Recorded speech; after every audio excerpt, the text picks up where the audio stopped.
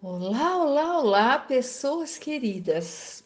Que Deus, nosso Pai, esteja aí no coração de cada um e principalmente nas ações que praticam no decorrer do dia a dia. Bem, vamos dar continuidade ao estudo do Evangelho segundo o Espiritismo, decodificado por Allan Kardec. Estamos na introdução ainda do capítulo. E no item resumo da doutrina de Sócrates e Platão, estamos vendo como há tantos e tantos séculos antes da vinda de Cristo, Sócrates esteve encarnado e já semeando ali os princípios da doutrina espírita, do cristianismo, do Evangelho de Jesus, né? Então, hoje nós vamos dar continuidade, estamos no item 11, né? No número 11 desse item, e vamos lá aprendermos mais um pouquinho. De duas coisas, uma: ou a morte é uma destruição completa, ou é a passagem da alma para outro lugar. Se tudo deve se extinguir, a morte será como uma dessas raras noites que passamos sem sonhar e sem nenhuma consciência de nós mesmos. Mas se a morte é apenas uma mudança de morada, a passagem para um lugar onde os mortos devem se reunir, torna-se para nós uma felicidade encontrar aqueles a quem conhecemos. Meu maior prazer seria o de examinar de perto os habitantes dessa morada e de distinguir, como aqui, os que são sábios daqueles que acreditam ser e não são. Mas é tempo de nos despedirmos, eu para morrer, vós para viverdes. A fala de Sócrates aos seus juízes. Então, nós vimos ali nos itens anteriores, eles falando, já tinha essa perfeita compreensão de que os espíritos não eram todos iguais ao desencarnar, portanto, não estariam todos juntos no mesmo local, que haveria ali já, né, aqueles que são bons, aqueles ainda que praticam as maldades. E aí ele vem dizendo isso, né, para os juízes, porque aí ele já estava ali preso, porque as ideias que ele trazia não eram as ideias que os dominantes da época achavam coerentes que fossem espalhadas. Para quê? Para que alguém ensinar isso? Então ele foi preso. E aí ele diz isso, essa vontade de, se puder, né, conhecer os espíritos sábios e saber quem é um e quem é outro, e reencontrar aqueles que são caros. Então ele tinha essa consciência da vida além da vida, né? A vida espiritual, que é a verdadeira vida. E foi o que ele disse aos seus algozes ali naquela época. Sócrates disse: os homens que viveram na terra se encontram após a morte e se reconhecem. O Espiritismo nos mostra os espíritos desses homens continuando as relações que tiveram, de tal modo que a morte não é uma interrupção, nem uma cessação da vida, e sim uma contínua transformação. Se Sócrates e Platão tivessem conhecido os ensinamentos que Cristo daria 500 anos mais tarde e os que o Espiritismo nos dá agora, falariam da mesma maneira. Não há nisso nada de surpreendente. Se avançados delas. Peraí, desculpem, eu pulei um pedacinho. Não há nisso nada de surpreendente se considerarmos que as grandes verdades são eternas e que os espíritos avançados delas tomaram conhecimento antes de se encarnarem na Terra para onde as trazem. Então, os espíritos, antes de encarnarem, esses espíritos sábios já têm esse conhecimento do lado da erraticidade. Quando reencarnam, já sabem disso. Sócrates, Platão, os grandes filósofos de seu tempo puderam, mais tarde, fazer parte daqueles que ajudaram o Cristo em sua divina missão e foram escolhidos porque precisamente já compreendiam, mais do que os outros, os seus sublimes ensinamentos. Finalmente, podem fazer parte agora da grande Pleiade, os espíritos encarregados de vir ensinar aos homens as mesmas verdades. Pleiade, grupo de sábios ilustres, encarnados ou desencarnados. São aqueles que já têm a sabedoria, ou lá do lado da erraticidade, reencarnam para auxiliar-nos aqui na Terra. E aí eles podem ser encarnados, como foi Sócrates enquanto viveu na Terra, ou desencarnados, trabalhando também do lado de lá e obtendo mais conhecimentos para quando reencarnar, trazer essas verdades ali àqueles que, como nós, estamos aprendendo, né?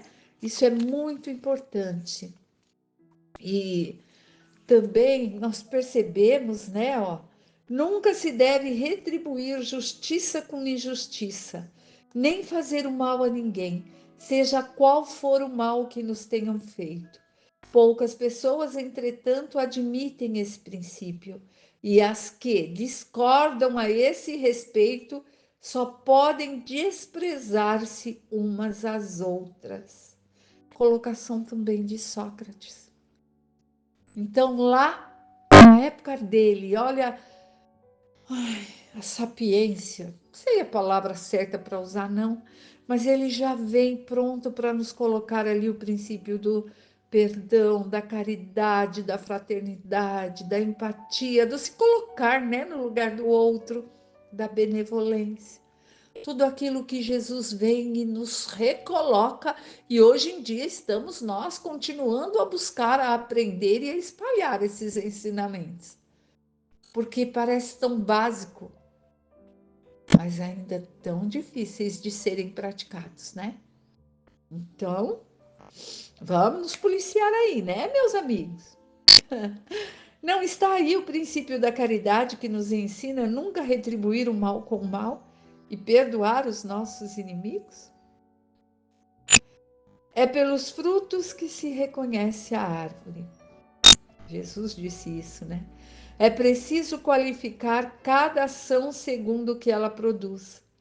Chamá-la má quando causar o mal e boa quando produzir o bem. Este ensinamento é pelos frutos que se reconhece a árvore, encontra-se repetido textualmente diversas vezes no Evangelho. A riqueza é um grande perigo. Todo homem que ama a riqueza não ama nem a si mesmo, nem aquilo que possui. Ama o quê? A uma coisa que lhe é ainda mais estranha do que o que lhe pertence. Também está lá no capítulo 16, e isso veremos depois, que vai falar de como a riqueza é uma prova, né? Fácil de fazer com que a pessoa se corrompa, se torne corrupta, porque parece que tudo é tão fácil, não é? E mas também mostra que a riqueza, então Deus é mau porque fez um rico e fez o outro miserável? Ele não fez. Ele deixou ali a condição para que cada um consiga evoluir. E aquele que consegue atingir a riqueza é uma das provas mais difíceis de passar, sem se deixar levar pela vaidade, pelo materialismo em excesso, o egoísmo, o orgulho. Agora, a riqueza, se bem usada, passa a ser ali algo que limpa várias encarnações passadas de coisas ruins que tenhamos feito, porque também pode ser usada para gerar emprego, para auxiliar o próximo, ajudar no progresso, né? Ajudar ali, auxiliar para que a ciência se desenvolva, que se descubra medicações, aparelhagens necessárias ali nos hospitais, nos centros médicos para cuidar da nossa casa do espírito, que é o nosso corpo e que precisa estar bem. Aí se sabe usar de acordo, aí sim passou pela prova da riqueza. Mas a grande maioria das pessoas acabam caindo e pedem para vir depois miserável. E quando chega um miserável, culpam aquele que está rico, falando, ai, olha, e aí acabam tendo a tal inveja, né? Bom, mas é assim que a vida o é. Então, cada um de nós temos que aprender a passar pelas provas que temos. E Sócrates já ia mostrando isso lá, antes de Cristo. Item 15.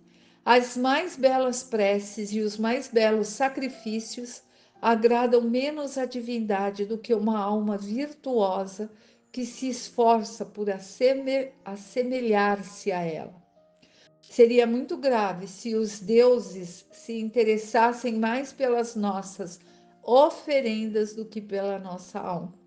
Dessa maneira, os mais culpados poderiam conquistar seus favores, mas não, pois só são verdadeiramente justos e sábios os que, pelas suas palavras, seus atos, resgatam o que devem aos deuses e aos homens. Também vai estar lá no capítulo 10 e 8, lá para frente, né? Então, olha como ele nos coloca, que não são oferendas, porque oferendas qualquer um consegue dar ali, né, para outro. E não é isso que vai fazer com que as pessoas consigam comprar uma vaguinha no céu, como existia antigamente isso, né? Então, não é fazer sacrifício, mas é o agir no bem, do que ficar falando, falando, falando, é o colocar em prática. O amor que deve unir os homens por um sentimento fraternal. Ai, desculpem, gente, eu pulei um item. Vamos lá, item 16. Chamo de homem vicioso aquele que vulgarmente ama mais ao corpo que à alma. O amor está por toda a natureza. Nos convida a exercitar a nossa inteligência. É encontrado até mesmo nos movimentos dos astros. É o amor que enfeita a natureza com seus ricos tapetes. Ele se enfeita e fixa sua morada onde encontra flores e perfumes. É ainda o amor que dá a paz aos homens, a calma ao mar, o silêncio aos ventos e o descanso à dor, né? Gente, Sócrates já vem ali colocando, né, que o homem vicioso ama mais o corpo do que a alma. Então, lá atrás, ele já fala desse idolatrar o corpo. E aí é preciso cuidar do corpo, mas cuidar do físico para que haja essa saúde. Tem sim que fazer ginástica, mas não esse culto que hoje em dia, né? Ai, tem que ser assim, assim, assim. Aí a pessoa vai lá, não é julgamento, mas muitas pessoas passam por procedimentos que passam ali anos, décadas pagando aquele procedimento para se assemelhar a uma foto do Facebook, do Instagram, da revista, da TV. Não é disso. Cuidar do corpo é cuidar para se estar bem, para ter uma saúde adequada e se abster dos vícios, né? Aqueles vícios que eu já comentei em outros parágrafos, em outra palestra anterior. Isso sim é importante. E aí se preocupar com a alimentação, com a mente, com o pensamento, com a alma, os bons ensinamentos que podemos adquirir, com as atitudes que nos levam realmente àquilo que verdadeiramente nos importa. E vem mostrando como a natureza, né? A natureza, Deus presente em todas as coisas, está ali para nos deliciarmos com esse presente que Deus nos dá, para cultivarmos, sim, sem excessos, mas termos ali esse essa bênção de poder sentir, ver a natureza florescer. É tão bom, né? Coisa simples e vem sendo falada lá atrás. O amor que deve unir os homens por um sentimento fraternal está de acordo com esta teoria de Platão sobre o amor universal, como a lei da natureza. Sócrates, tendo dito que o amor não é nenhum deus, nenhum mortal, e sim um grande demônio, lembrando do sentido da palavra, lembram? Daimon, gênio, o espírito, né? Ou seja, o espírito dirigido ao amor universal, fez com que essa afirmação lhe fosse, sobretudo, atribuída como crime. A virtude não pode ser ensinada, ela vem por uma dádiva de Deus àqueles que a possuem. A virtude, gente, é um dom de Deus que está dentro de nós, intrínseco a cada um de nós. Sabe aquela centelha divina que todos temos, toda criatura tem? É a centelha divina. A virtude está contida ali. Mas, como na natureza, aquela sementinha minúscula ali, aquele bulbo do lírio, a gente coloca na terra e tem que ir sendo regado, cultivado, receber sol, receber chuva. Se está onde não recebe chuva, ser regada com a água ali que nós levamos até ela. Assim é a virtude.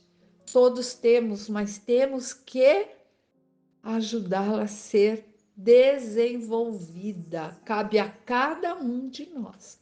Ela é uma dádiva divina e todos possuem.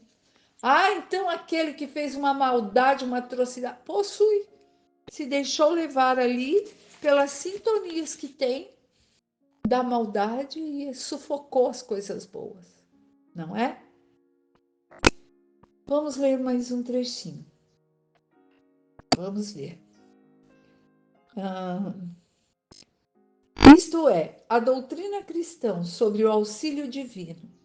Se a virtude é uma dádiva de Deus, se é um favor, podemos nos perguntar por que não é concedido a todas as pessoas por um ou outro motivo, se a virtude é um dom, não tem o menor mérito para aquele que a possui. Então ele está perguntando, ó, se todo mundo possui aí essa centelha, né, essa virtude que é a dádiva de Deus. Ela não pode ser ensinada, ela vem ali para ser desenvolvida por cada um. Ele fala assim: então, para que se tem alguém que não usa dessa virtude? O Espiritismo é mais claro. Diz que aquele que possui a virtude e adquire por seus esforços em suas existências sucessivas, despojando-se de pouco a pouco de suas imperfeições.